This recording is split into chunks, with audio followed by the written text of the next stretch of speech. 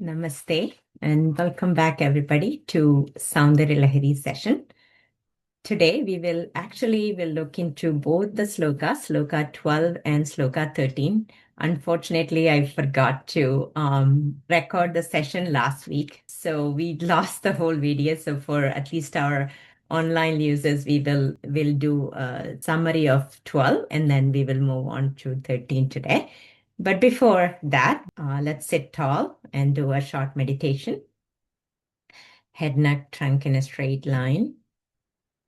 Close your eyes and completely close your mind to all the other outwardly things. We will bring the focus within. Stay in this present moment. Maybe paying attention to just the breathing, which is easy and always available to us. The sensations within the body, the breathing is bringing. If we simply focus on the chest, it's rising with the inhalation, it's falling with the exhalation. Simply focus there.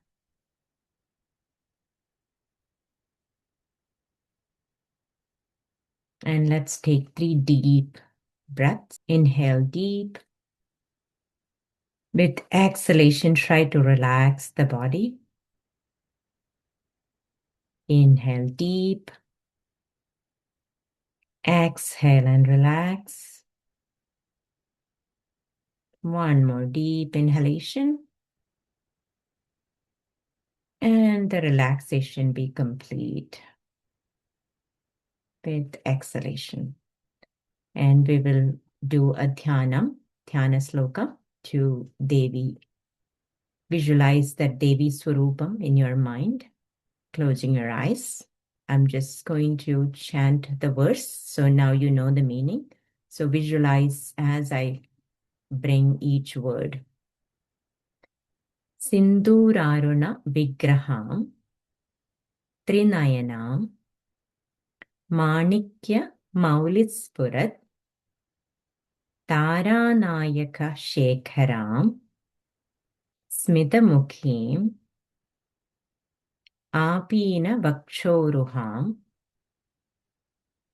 Panibhyam Alipurna Ratna Chashakam Rektotpalam Phipratim Saumyam Ratna Khatastha Rekta Charanam Dhyayet Param Ambikam. Keep her in the mind for one more moment. And we will do a Manasa Puja, where we are offering everything that we believe we are unto Devi. We will merge all these tattvam to her, and so that we are recognizing ourselves as pure consciousness, Ishvara. I am offering Jalam, water, representing Jala Tattvam. I am offering Gandham, sandal paste, representing Prithvi Tattvam. I am offering Pushpam, flower, representing Akasha Tattvam. I am offering Dhupam, incense, representing Vayu Tattvam. I am offering Deepam, the light, representing Agni Tattvam. Finally, I am offering Naivedyam, food, representing my prana. So beyond all these, I have a Swarupam. When I peel these layers, what I will be, it's beyond time and space constraints. That is pure consciousness, Shuddha Chaitanyam or Ishvara. Keep that Devi one more moment in your mind.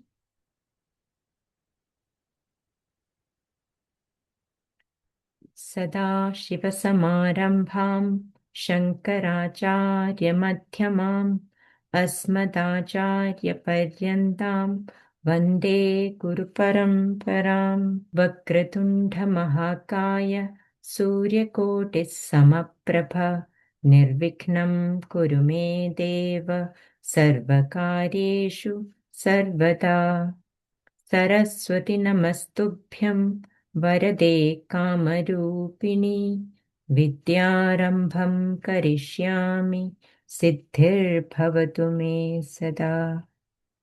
Om Shri Matre Nama. May Devi's blessing be with all of you. With that, we will start with Shloka 12 first, and then we'll move on to 13. Verse 12 talk about the divine beauty, and verse 13 talk about divine attraction. So here the words are Twadiyam Soundaryam Tuhinagiri Kanye Tulayitum Kavindra Kalpante Kathamapi Virinchi Prabhridaya Yat Aloka Outsukyad Amara Lalana. Yad Aloka Outsukyad Amara Lalana combined becomes Yadaloka Outsukyad Amara Lalana Yanti Manasa Tabhobhir Dushprabham Api Girisha Sayujya Padavim. So let's go word by word. First is Tuhina Giri Kanye. Tuhina means snow. So Tuhina Giri means the snow-capped mountain. Of that Giri is Kanya. Kanya is daughter. So daughter of that Tuhina Giri. And that is, you all know, Himavan's daughter is Parvati, here Shakti actually. Twadiyam Soundaryam. Your Soundaryam. Tulayitum. Tulayitum means to compare. Tulanam is comparison. So Tulayitum, to compare your beauty, Devi Parvati. Kavindra Kalpande Kathamapi Virinji Prapradeya. Kavindra is the Indra of the Kavi. That the Sreshta, Kavi Sreshta, the best of the best, greatest poets, like who? Virinji Prapradeya, like Virinji. Virinji is Lord Brahma. The greatest poet like Virinji has been trying Kathamabi somehow. Kalpante. Kalpante means bringing their kalpana, like exercising their imagination. So they are trying, this greatest poet like Virinji are trying to describe your beauty using words, but they are not succeeding because they are somehow trying hard, but they are not succeeding in telling how beautiful you are, Devi. Well, that's the first part. The second part, Yat Aloka Outsukyad. Aloka means to see. Outsukyad means eagerness. So with that eagerness to see, Aloka means to see, who is with great eagerness? Amara Lalana. Amara Lalana means the damsels of Indralokam, Devalokam. So those beautiful damsels of Devalokam are with so much outsukyam, so much of this eagerness. They want to see who? Devi's beauty. So we know that these people are so beautiful. Rambha, Menaka, Urvashi, all of those damsels are so beautiful, but they want to see who? Devi. So with that earnest desire to see Devi, Manasa Yanti. In order to mentally attain, what are they doing? Tapobir Dushprabham Api Girisha Sayujya Padavim. They are trying to mentally attain Girisha Sayujya Padavi. Girishan is Shivan. Ishan of Giri. Giri is mountains. Kailasanathan is Mahadevan. So that Mahadevan Sayujya Padavim. Sayujyam is getting one with that Lord. There are different Kaivalya or Moksha that is listed in Bhagavatam. Sayujyam is one of them. The others are like Salokyam, Samipyam, Sarupyam, and then Sayujyam is the ultimate becoming oneness with the God is the Ishvara is the Sayujya moksha. So that Girisha Sayujya Padavi, these Amara Lelanas are trying to get oneness with Ishvara.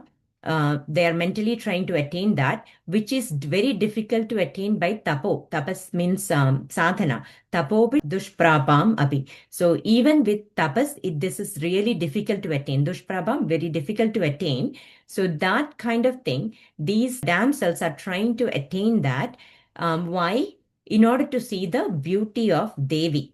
So they themselves are so beautiful, but these beautiful ladies, the Rambha, Tilotama, and all these Amara Lalanas are trying to become Shiva because Shiva is the only one who can see Devi with that complete garima. So nobody else can know Devi, because we already explained, right? The Kavis like Virinchi are trying hard to explain how beautiful Devi is, and they are failing. So here it is saying that, like, the people, usually the poets explain the beauty of Amaralalana, right? They say that she is like Ramba, means that she is so beautiful. So Ramba is kind of the example. So these Devis do not care about their beauty. They just wanted to see the beauty of Devi. And they know that they cannot see the beauty of Devi unless they become Shiva. So in order to become Shiva is what they are uh, doing the Sayujyam. They're trying to mentally attain that Girisha Sayujya Padavi, trying to become like Shiva so they can see the beauty of Devi. So mentally contemplating to become oneness with Shiva. So here, Shiva says that Shiva is the only one who can see the Devi in her complete glory, right? Shakti is said to be the reflection of Shiva. So wind can be realized through movement, like fire can be realized through heat, and Shiva can be realized through Shakti. If wind is Shiva, then Shakti is the movement. If fire is Shiva, then Shakti is the heat. So that is where this is showing. They are mirrored to each other.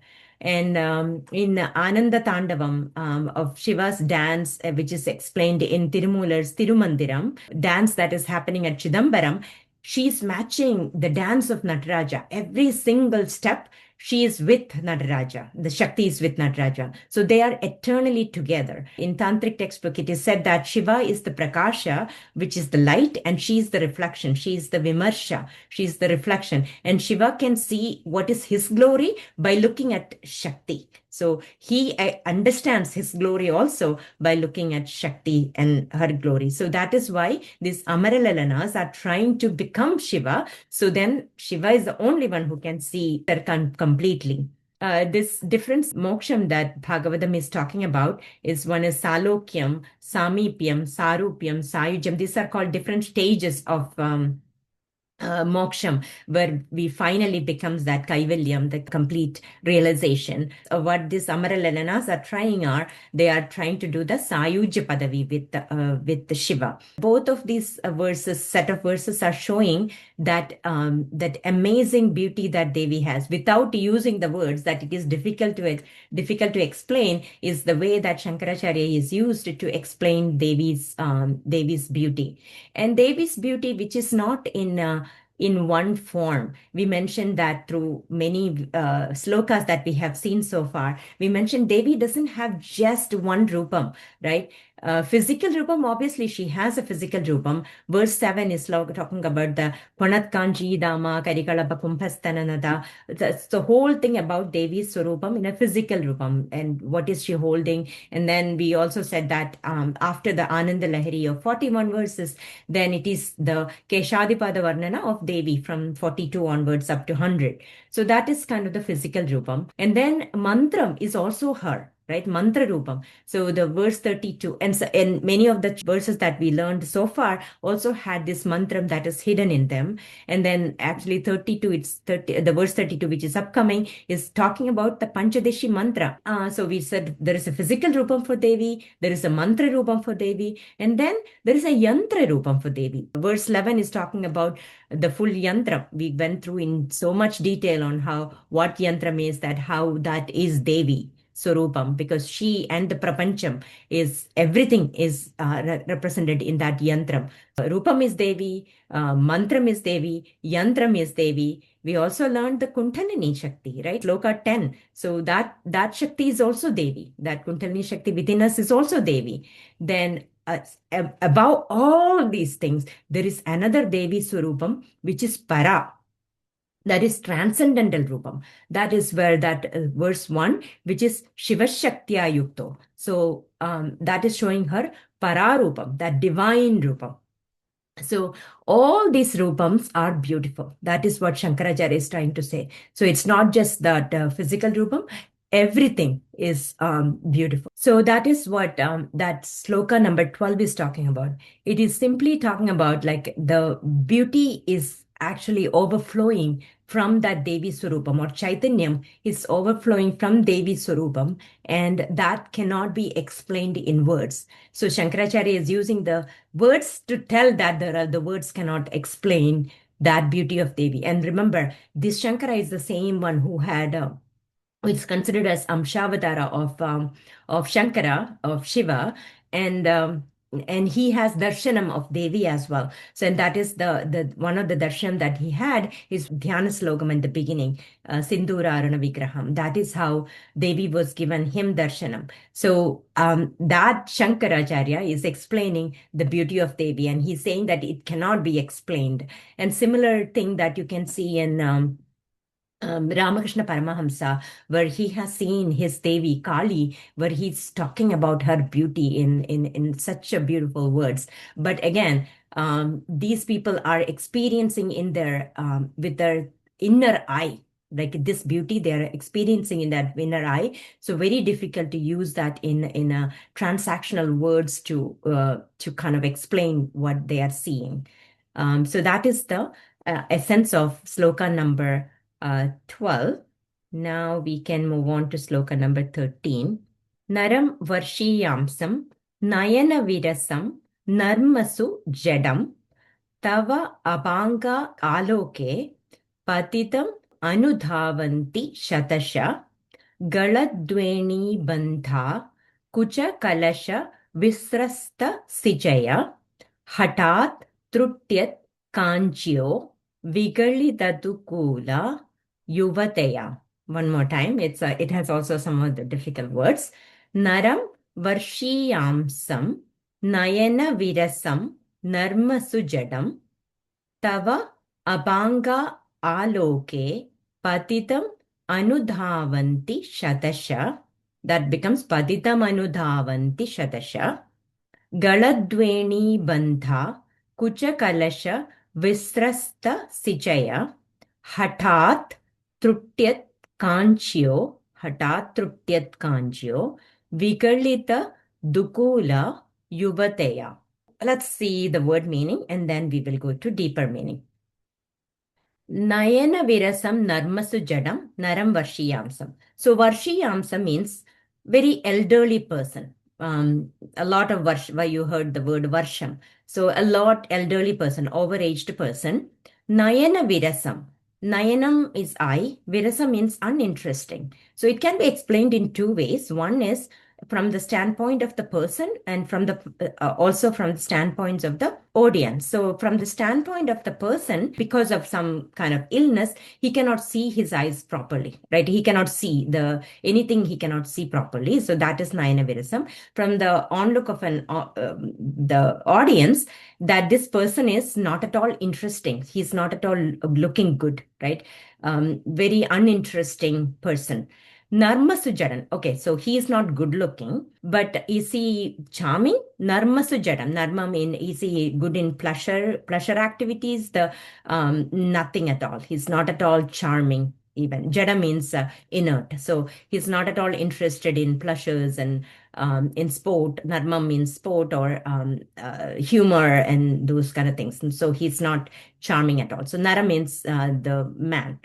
So it is talking about an elderly man. This word is describing about a very elderly man who is not at all looking good and who is not at all charming either, right? Then the next one, Tava Abanga Aloke. Aloke means to see. Abanga means side glance. Tava means your. Devi, with your side glance, is on this man. Okay, so let's keep it there. Then patitam means falling. Anudhavanti shadasha means that running after in hundreds. Shada means 100. So hundreds running after. Who is running after? Person who is running is Yuvateya. So hundreds of young women are running. How are they running is explained in then 4-5 words. So first is Galadweni Bandha. Their hair is falling. So meaning they're running and they don't even realize that their hair is all falling. Then Kuja Kalasha Visrasta Sijaya. Their upper garment, which is covering their breast, is also disrobed. Visrasta, Sichaya means clothes. So they are all, Visrasta means separated. It's removed clothes. So they are falling down. Their upper garments are also falling. Then what is the third thing happening? Hatat Trutyat Kanchyo. The Kanchi is Kanat Kanchi Dama. You heard the word there. That Kanchi means the waistband. So waistband is actually breaking. Hatat means sudden. Suddenly, the kanchi, the waistbands are breaking. Then vigalida dukula. Vigalida means also removed or loosened, or flowing is another word. Dukula means fine silk garment. Everything is falling. Hair is loosened, the upper garment is falling, kanchi is falling, and then their garment, whatever they are wearing, that silk sari or silk cloth, that is also falling. And this of who? Yuvadaya, so the young women.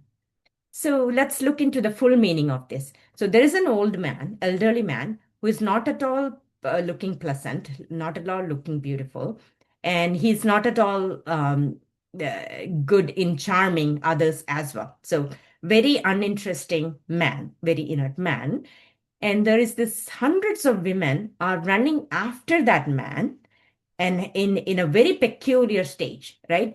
Their hair is falling, their upper garment is falling, their waistband kanchi has broken, silk sari, fine silk sari, that is also falling, of all these women. So this looks as such a vulgar scene, that the first look. But there is one thing, when Devi's the side glance is falling on an elderly man. So that is one thing that is happening here. So among all these very vivid, very picturesque details, there is one thing happening, is that Devi's the side glance, which actually means Devi's full sight is not on him. That's only the side glance. So a drop of Devi's grace is on that man. So when Shloka 12 was talking about beauty of Devi, which says that it cannot be explained using words, and Kavis has failed to doing so, the 13 is talking about that divine attraction. So there is a divine attraction these young women are having towards that man, that elderly man, who is not at all good looking. So now this is one sloka that has been a lot of misinterpreted, and you can easily say that why, right? And this is one of the reasons that many even claim that this is not at all written by Shankaracharya. Shankaracharya, who is one sannyasi. The second, it is a spiritual book. So a sannyasi wrote a spiritual book talking about this seemingly vulgar statements. How can it's not so it is definitely not written by Shankaracharya. One set of people claim using this verse. Okay, but the beauty is that Shankaracharya is using here for a particular reference. So here Acharya is saying that if a person has been blessed with Devi's grace, then there is nothing that the person cannot achieve.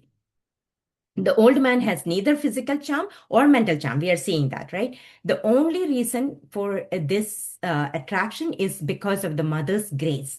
Mother is causing that whirlpool of beauty around that man, and he becomes that object of attraction, and that these young women are attracted towards him. So he's using a very worldly, baudika, material example here, right? But he's using that in a very unnatural context, though. Usually in normal life, what do we see? We see that young, beautiful women are almost always attracted to men with virium, who has strength, who has soundaryam, beauty, and who has good abilities. So we can see that. That is very normal, and vice versa too, right? Here, the example is just the opposite. The man has no virium, no strength, no soundaryam, no abilities, nothing, but these young women are attracted and is running after him. So it says that the grace is one that is needed for this to happen. Very parallel thing that you can see in a beautiful sloka, a dhyana sloka of Bhagavad Gita. I love this verse. Mukam karoti vachalam Pankhum Lankayate Girim Yatkripa Tamaham Vande Paramananda Madhavam.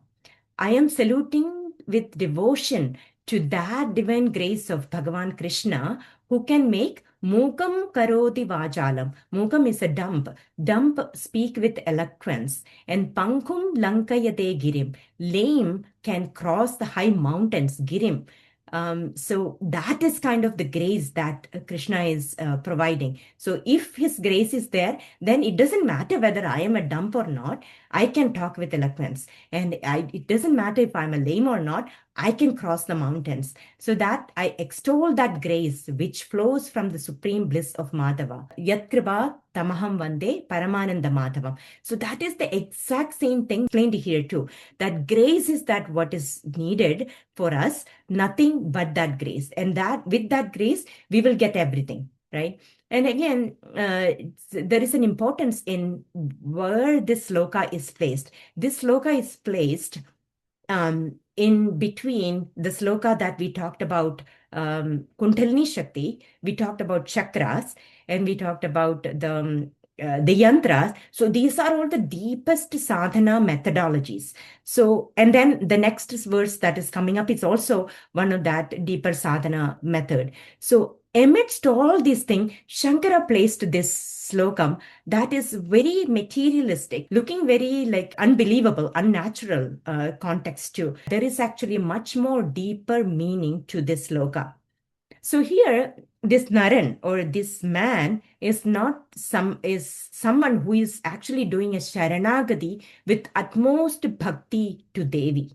So that is where he doesn't have any bells and whistles. He doesn't have, he's not someone who is doing a deep sadhana or deep spiritual powers or nothing, right? But what he's saying is that if he has that Sharanagati and he has that utmost bhakti towards Devi, then the siddhis, the spiritual powers, the gunam, everything that comes after him, those are that siddhi, that spiritual power, those gunam, they are these young women that is running after him. So because he has that utmost desire to Devi, to become Devi, to attain Devi, and that is the only thing that man has. And this is a big reminder to all of us sadhakas. So what happens when we do sadhana is that we get ahankaram. So we kind of start slowly thinking that, you know what? And now I know the slokas of the Soundarya Lahari. I can chant better than XYZ person. Or now I know Vedanta better than the other person. Or now I have been chanting this daily. So we have to be very careful that because through these sadhanas, we also kind of grow ahankaram. And we all know which direction that is going to take us. So this ahankaram is going to be an impediment in us to reach our final destination, moksha. So buddhi, we said that the buddhi has a limiting factor, right? So this ahankaram keeps us away from that devata or shakti. So in order to reach Shiva, we have to lose that ahankaram. So this man is showing the absence of that ahankaram and showing that Sharanagati, the complete surrendering to that Devi, is what that Naran, the man, represents. And this is the same story. You have seen this exact same thing in Rasalila. So we see that the gopis are attracted towards that Krishna. And Krishna, the word Krishna actually means the one who has akarshanam, the one who has that attraction. So that Krishna, towards that Krishna, these devatas these gopis are running, right? And in chapter 10 is actually up to chapter 9. Shloka Maharshi is the Bhagavatam is actually the conversation between Shloka Maharshi and Parikshit. He's explaining Parikshit. He has 7 days before he dies, right? So he's using that 7 days in Bhagavat Namam to understand what Ishvara. And Shloka Maharshi is explaining. So he's explaining in 9 chapters, he's explaining what bhakti is. And then finally in the 10th chapter, after talking through, I think 25 or 26 subsections, comes this Rasalila part. And Rasalila is actually the essence of Bhagavatam. And again, Rasalila also misinterpreted badly. So here the gopis are running towards Krishna. So and the explanation here that one gopi is actually feeding the baby and she's leaving the baby and is walking towards kilometers away. They are listening that flute and they are hearing the flute, the nadam, not anybody else. So there are so many people in the home, but nobody else is hearing that nadam. Only these gopikas are hearing because they have this eternal desire to be with Paramatma. So once you have that bhavam, the Sharanagati, you will hear that flute. You will hear that nadam that is coming from Krishna's flute. So here, one Gopika is leaving the baby. The second Gopika, there, she's writing kajal on her eyes, and then she started smearing it on her face, and then half of her face is actually black. So, and the third Gopika, who is actually trying to feed her parents, and she's trying to put the things in the dish, and the entire the dish that is she's dumping in that vessel, that she's forgetting everything, right? So one by one, the detailed explanation of what Gopika is doing, they're leaving all these things and they are moving towards Krishna. So what it is saying is that, and it has to be understood with some level of maturity, from a bhakti maturity and also from a our character maturity, right? Gopis are not the ordinary people. They are the ones that have done the sadhana on Krishna for janma janmandara, right? They are the ones who is reborn in Vraja as Gopikas. So they have only one desire, to be with Krishna. So they don't understand, they don't see anything else. That slokam in Bhagavad Gita, Ananyas Chintayantoma, right? Nothing is in their mind. They have that Ananya Chinta, that only one Chinta is Paramatma, that they want to be with Krishna. So with that's why they are losing all their indriya, right? Like they don't understand what they're doing. They lost themselves. The only thing that they remember is Krishna. Only thing that they want is Krishna. So they are going towards Krishna to be there with him. And Rasa Leela is actually the gopis getting enlightenment. Is that what is happening in that Rasa Leela ground? So that is the exact same thing is happening here. So here that man is graced. Here you can see the two. So I asked Gemini to make a picture, and I just want to share with you. So here it's a 2-point attraction. So the women are attracted towards the man. The man is attracted towards Devi, and Devi is always thinking about Shiva, right? So that when that Paramatma is the one that we have in us, then everything gets attracted towards that. So that is where this verse is talking about. This verse simply says that even though the word says that when your sight glance fell on an elderly man who is particularly not pleasant to see and seemingly indifferent in pleasures, hundreds of young women are chasing after him, not realizing that the hair is falling, their upper garment is falling, waistband loosening and disrobing. The actual deeper meaning is actually that divine attraction happens only if your mind is eternally connected with that Paramatma.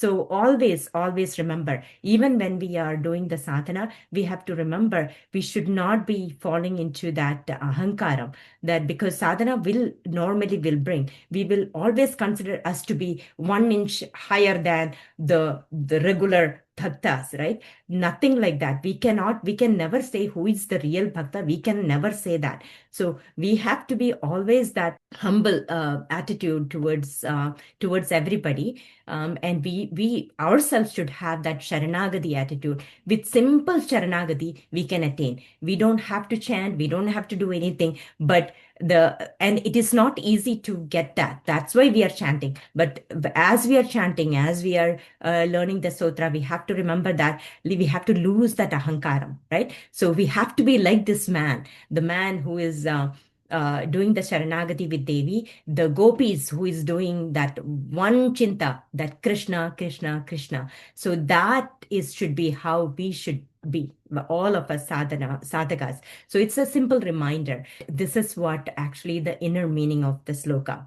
And now that will be a good segue for our sadhana. And I also wanted to talk about Krishna, since it is a Krishna day. I want to talk about the story of Krishna, also talking about bhakti, right? This is one of his leelas. At Dwaraka, he's really having high fever and headache. Badly, he's sick. Entire doctors, they tried so hard, but Krishna's headache and fever is not going away. And even Satyabhama and Rukmini both are there. His wives are there there they as well. They are caring for him, but the illness is not going away. And then finally, he says that, okay, I know a solution. So he says to Narada that a dust from the feet of a bhakta is what is needed to smear on my forehead for the fever to go away.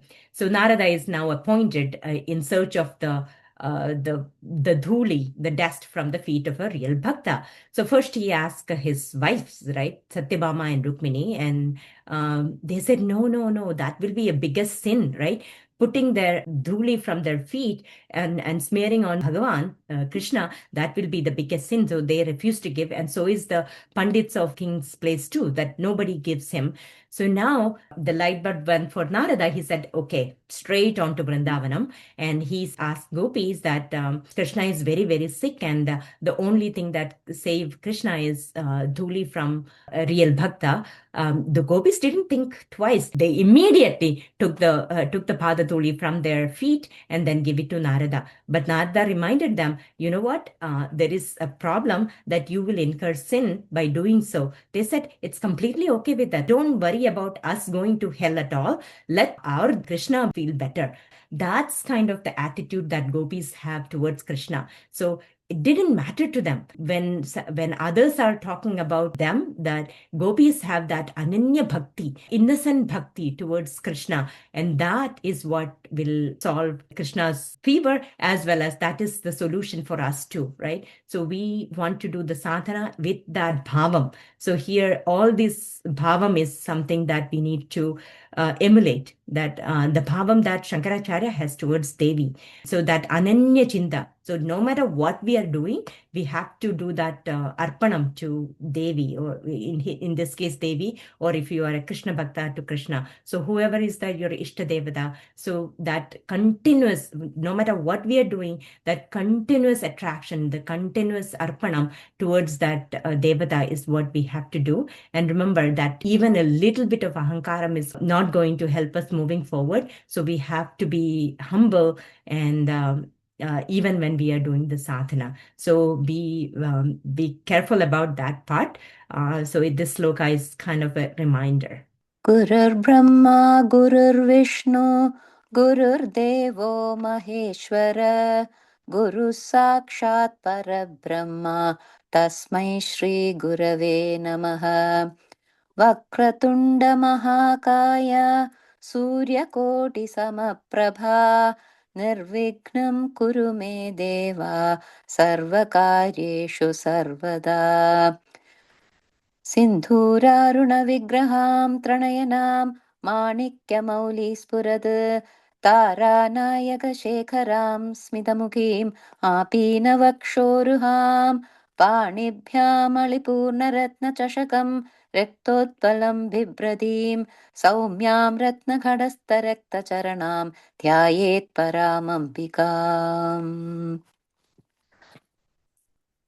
सुधाधारासारैश्चरणयुगलां तर्विगलितैः प्रपञ्चं सिञ्चन्ति पुनरपि रसां नायमहसः अवाप्य स्वां भूमिं भुजगनिभमध्युष्टवलयं स्वमात्मानं कृत्वा स्वपिशिकुलकुण्ठे कुहरिणी चतुर्भिः श्रीकण्ठैः शिवयुवतिभिः पञ्चभिरपि प्रभिन्नाभिः शम्भोर्नवभिरभिमूलप्रकृतिभिः चतुश्चत्वारिंशद्वसुदलकलाश्रत्रिवलय त्रिरेखाभिः सार्धं तव शरणकोणा परिणताः त्वदीयं सौन्दर्यं तुहिनगिरिकन्ये तुलयितुं कवीन्द्राकल्पन्ते कथमभिविरिञ्चि प्रभृतयः यथा लोकौत्सुक्यादमरललनायान्ति मनसा